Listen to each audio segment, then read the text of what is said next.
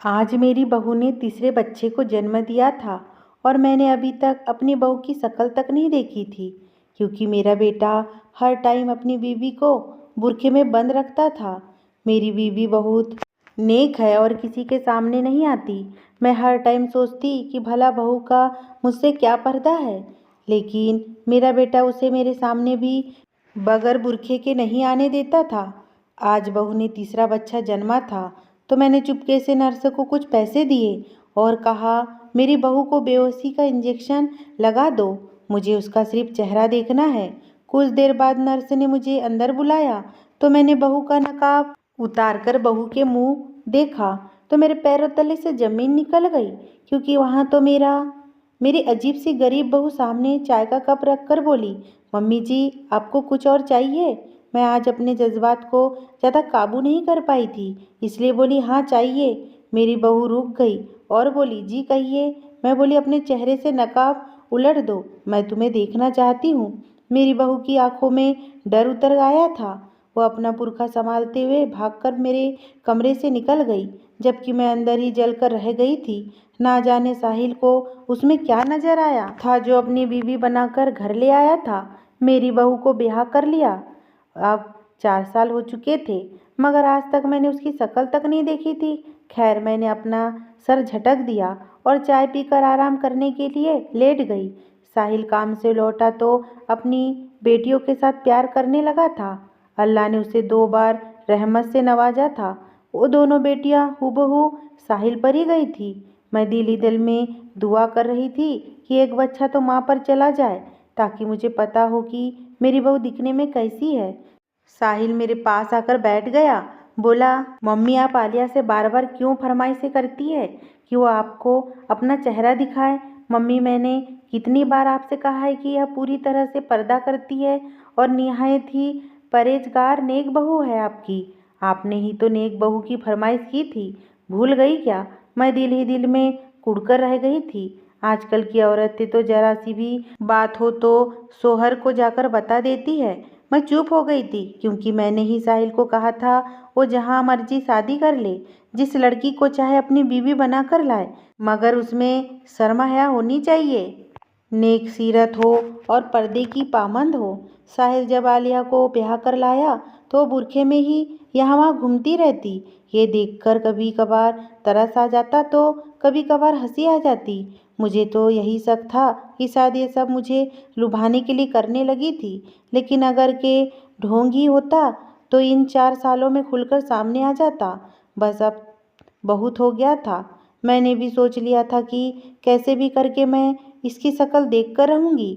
उन्हीं दिनों मुझे साहिल ने खुशखबरी सुना दी और बोला, आलिया उम्मीद से है, आपने उसका बहुत ख्याल रखना है और हरदम दुआ करनी है, तंदुरुस्त और सही सलामत औलाद हो। मैं मुस्कुरा देती। मैंने दिल से साहिल की औलाद के लिए दुआ की थी।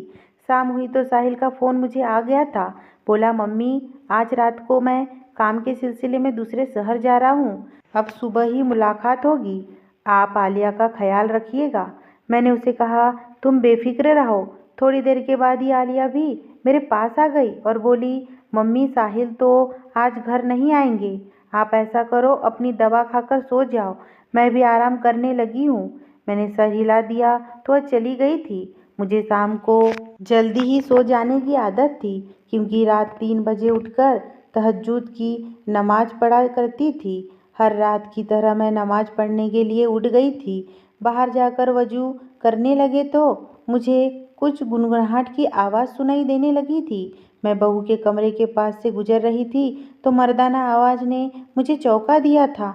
ना जाने रात के किस पहर साहिल आया हो, मुझे तो नींद में कुछ खबर भी नहीं होती। मैं अपनी नमाज को बिजी थी जब मुझे एहसास हुआ कि कोई मेरे पास आकर बैठ गया है। मुझे लगा साहिल ही होगा। मैंने नमाज खत्म की। जब सलाम करने लगी तो मैंने देखा कोई मेरे पास से उठकर जल्दी से बाहर के दरवाजे की तरफ बढ़ गया है। मुझे सिर्फ काले रंग का बुर्का का ही दिखाई दिया था। मैं सोच में पड़ गई थी कि रात को उस पहर मेरी बहू कहाँ चली गई। कहीं साहिल और आलिया में कोई झगड़ा तो नहीं हो गया। मैं भी जल्दी से उठकर आलिया के कमरे की तरफ चल दी, लेकिन आलिया तो वहीं पड़ी सो रही थी। सोते हुए भी उसने अपना चेहरा ढक रखा था। साहिल का कोई नामो निशान तक नहीं था। एक अजीब सी डर ने मुझे अपने काबू में कर दिया था। मैं बाहर आकर अपने तख्त पर बैठ गई थी। मैं आज इस वाक़ये के बारे में सोचे जा रही थी। ना जाने मुझे यूँ बैठे हुए कितने देर बीत गए थे। फिज़ा में फजर की अजान गूंजने लगी थी। इतनी देर में दरवाजे पर दस्तक हुई थी। मैंने जाकर दरवाज़ा खोला तो सामने साहिल खड़ा था। उसने सर झुकाकर मुझे प्यार दिया और मेरे साथ आकर बैठ गया था। मैं बोली, साहिल, तुम एक बार आकर फिर कहाँ चले गए थे? वो नासमझी से बोला, मम्मी क्या मतलब है? मैं तो कल शाम का गया, अभी लौटा हूँ। मैंने हंसी और बोली, अपनी बूढ़ी माँ को पागल मत बनाओ। मैं नमाज पढ़ने के लिए उठी थी तो मुझे आलिया और तुम्हारे बोलने की आवाज़ें आने लगी थी। फिर तुम उठकर बाहर चले गए, मगर तुमने बुर्का पहन रखा था और अपना चेहरा ढक रखा था। साहिल मेरी बातें सुनकर एकदम तेज में आ गया था और मेरे पास से उठकर अंदर अपने कमरे में चला गया था। उन दोनों के झगड़े की आवाज़ें आने लगी थी। काफ़ी देर यूं ही लड़ते झगड़ते रहे, जबकि मैं हैरान थी, आखिर माजरा क्या है। उस लड़ाई के बाद हमारे घर के हालात बड़े पेचीदे हो गए थे। आलिया काम खत्म करके अपने कमरे में घुसी रहती। साहिल सारा सारा दिन काम पर रहता। बस दो नन्ही परियों का ही मुझ बुढ़िया का आसरा रह गया था। वहीं अपनी शरारतों से मेरा दिल बहलाया करती थी। एक हफ्ता ही बीत गया था, लेकिन आलिया और साहिल की अभी तक सुलह नहीं हुई थी। यूँ तो दोनों मियाँ बीवी में कभी भी लड़ाई नहीं होती थी। अगर कभी नाराज़गी भी हो जाती तो ये दोनों ज़्यादा दिन एक दूसरे से दूर नहीं रह पाते थे। लेकिन इस बार कुछ और ही माजरा था। दोपहर हुई तो मैं चाय पीकर आराम करने के लिए लेट गई थी। अभी थोड़ी ही देर बीती होगी कि मुझे घर का दरवाज़ा खुलने की आवाज़ सुनाई दी थी। मैं चौंक गई थी।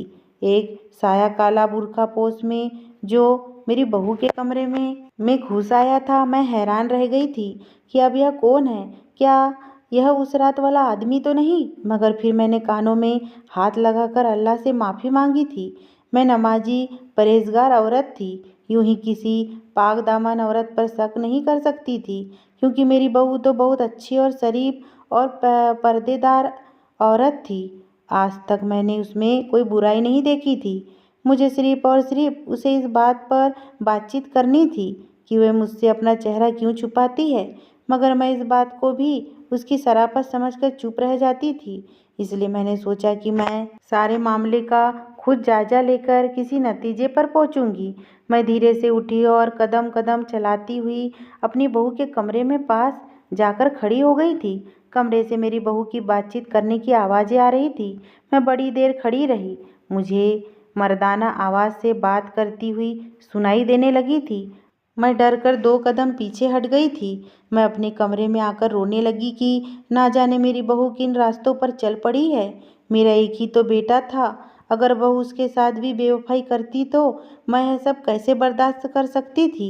मैंने जल्दी से साहिल को फ़ोन मिलाकर घर बुला लिया था। अभी 10 मिनट भी नहीं बीते थे कि मैंने अपनी आंखों से उस बुर्खा पोश को घर से निकलते हुए देखा था। मैंने अपना माथा पीट लिया कि सबूत तो हाथ से निकल गया। आधे घंटे के बाद जब मेरा बेटा आया तो वो बड़ा परेशान लग रहा था। सबसे पहले आकर उसने मेरी खैरियत मालूम की थी। मैंने बेटे को समझाया कि मैं तो ठीक हूँ, मगर मुझे बहू ठीक नहीं लग रही है। साहिल के माथे पर बल पड़ गए थे। वे गुस्से से बोला, क्यों मम्मी, उसने फिर से कुछ किया क्या? मैं डर गई, कहीं साहिल अपनी बीवी को तलाक न दे दे। उन दोनों की अभी तक तो कोई सुलह भी नहीं हुई थी कि खैर, जो कुछ भी था, मैं अपने बेटे से गद्दारी नहीं कर सकती थी। मैंने उसे साफ साफ बता दिया तो तुम्हारी नेक और पहरेदार बीवी के कमरे से मुझे किसी मर्द की आवाज़ आ रही थी। साहिल का रंग सूखा पड़ गया था। वह चिल्लाने लगा और बोला, आलिया, इधर बाहर आओ। आलिया डरी सहमी हुई बाहर आ गई थी। खौफ के मारे उसका रंग बिल्कुल पीला पड़ गया था। मैंने उसके हाथों में कपकपाहट भी देखी थी। साहिल गुस्से से बोला, मम्मी क्या कह रही है ये? बेटा बोला, आलिया, तुम्हारे कमरे में आज कौन आया था? आलिया रोने लगी और रोते हुए बोली, मम्मी झूठ मत बोलो, मेरे कमरे में भला किसने आना था? मेरी तो खुद की तबीयत इतनी खराब थी, इसलिए मैं सोई हुई थी। साहिल ने सवालिया नज़रों से मेरी तरफ देखा था। मैं बोली, आलिया, तुम आज सच क्यों नहीं बता देती? तुमसे मिलने कौन आता है? आलिया ने एकदम से कानों को हाथ लगाया था और बोली, मम्मी, अल्लाह को जान देनी है, मुझ पर इतने बड़े बड़े इल्ज़ाम मत लगाइए। आप तो शुरू से के दिन से ही मुझे कबूल नहीं कर पाई थी, इसलिए आप मेरे खिलाफ साजिश से करती फिरती है। साहिल गुस्से से उठा तो मैंने उसका हाथ थामकर बैठा दिया था। मैं बोली, हाँ आलिया, मुझसे ही कोई गलतफहमी हो गई होगी, मुझे माफ़ करना, तुम जाकर आराम करो। साहिल मुझे देखता रह गया। आलिया चली गई तो मैं बोली, साहिल हम इसको रंगे हाथों पकड़ेंगे, यूँ तो उसने हर बार मुकर जाना है। साहिल ने कुछ सोचते हुए सर हिला दिया था। बहू सारा सारा दिन घर के काम करा करती थी, बच्चियों को देखभाल करती, मेरा ख्याल रखती थी। हालांकि खुद उसकी तबीयत आजकल कुछ ठीक नहीं चल रही थी। मेरा दिल उसके लिए दुख सा जाता था।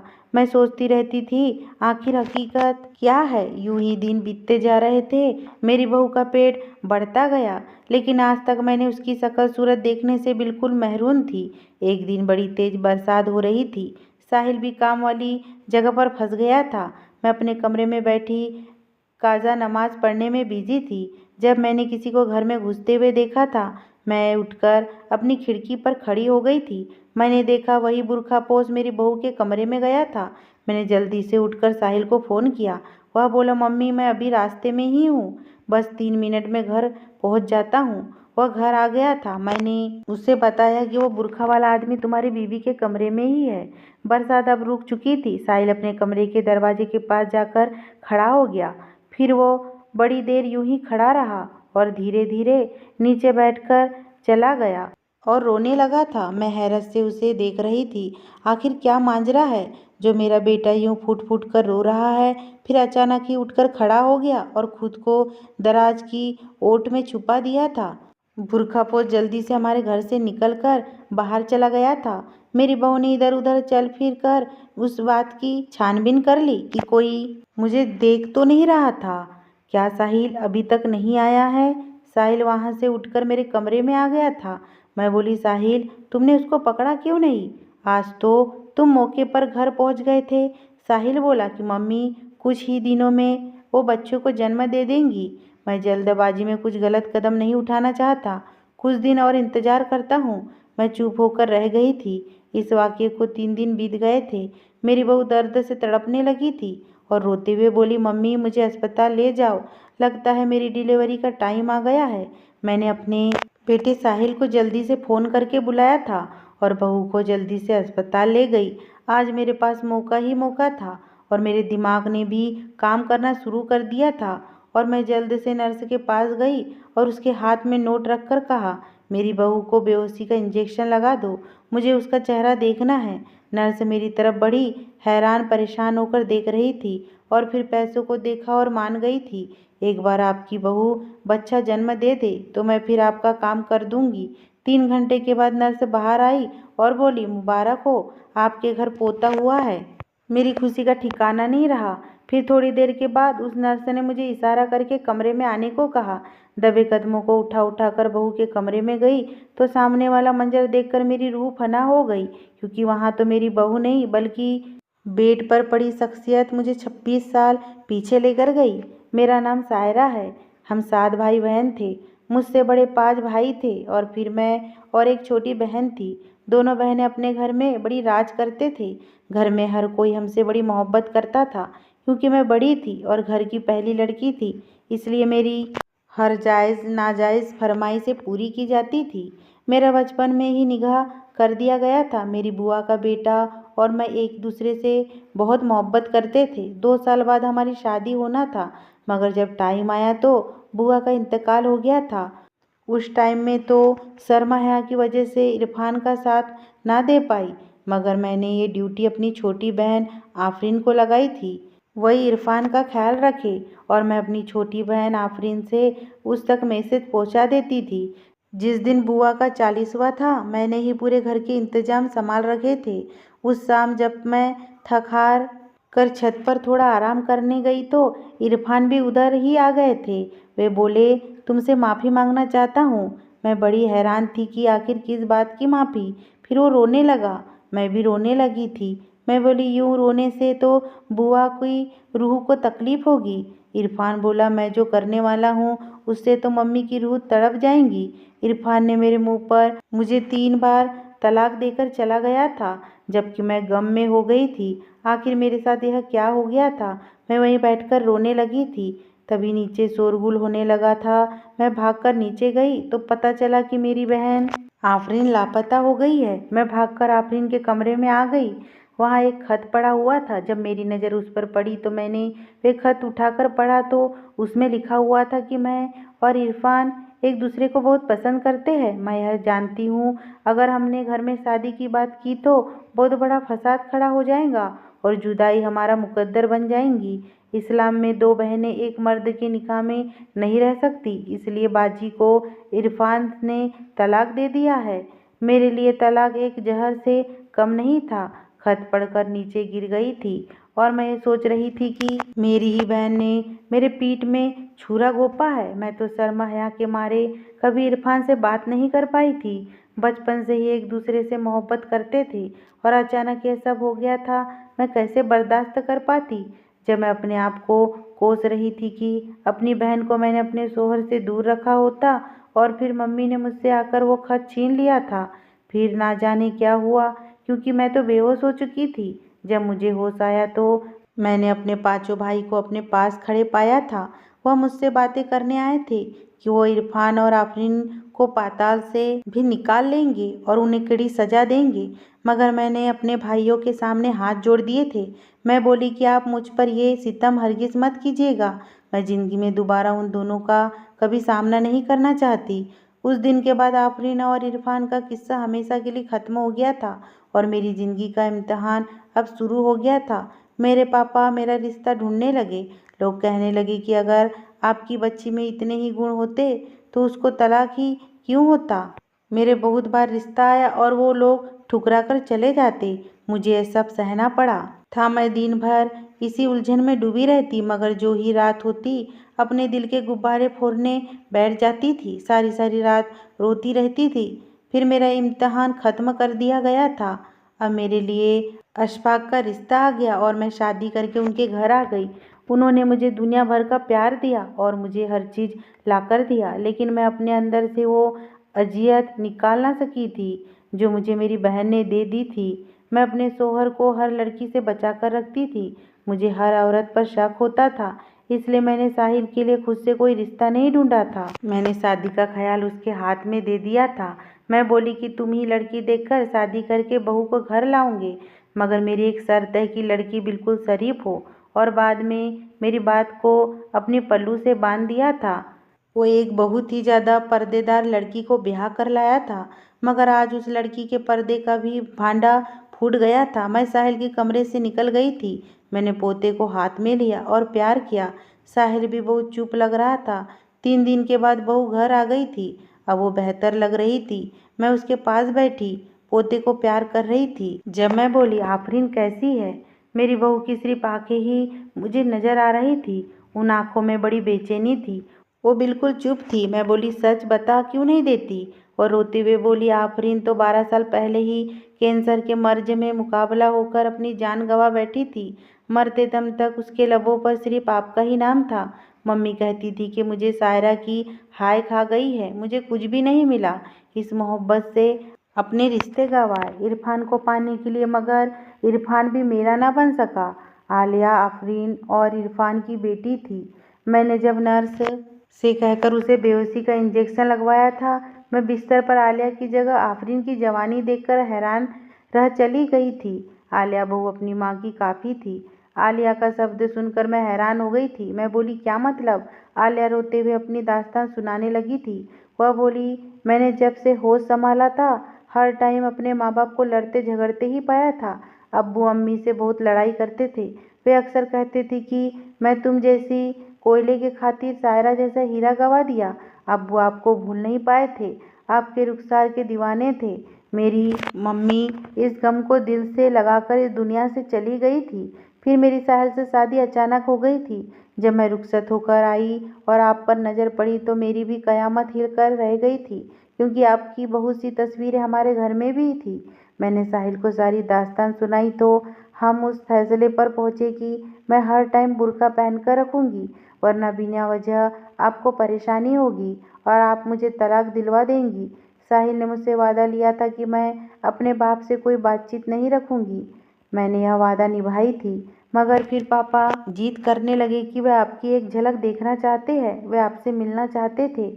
इसलिए अब वो छुप छुप कर बुर्का पहनकर आते थे।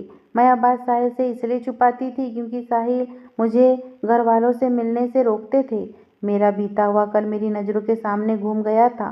मैं आलिया से बोली, आलिया, मैंने अपने पोते की खुशी में इरफान और आफरीन को माफ़ किया। तुम 100 बार जाकर अपने बाप से मिलो, मुझे कोई एतराज़ नहीं, मगर मेरे मरने से पहले कभी अपने बाप को इस घर में ना आने देना। मैं उसका सामना नहीं कर पाऊंगी।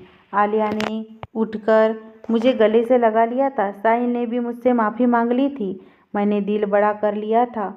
मैं अपने बीते हुए कल के बुरे वाक्यों को दोबारा अपनी ज़िंदगी उजाड़ने नहीं देना चाहती थी। मेरा बेटा और पोतियाँ और मेरा पोता मेरी ज़िंदगी है। अगर ये स्टोरी आपको पसंद आई हो दोस्तों, तो प्लीज़ मेरे चैनल को सब्सक्राइब करना बिल्कुल ना भूलिए।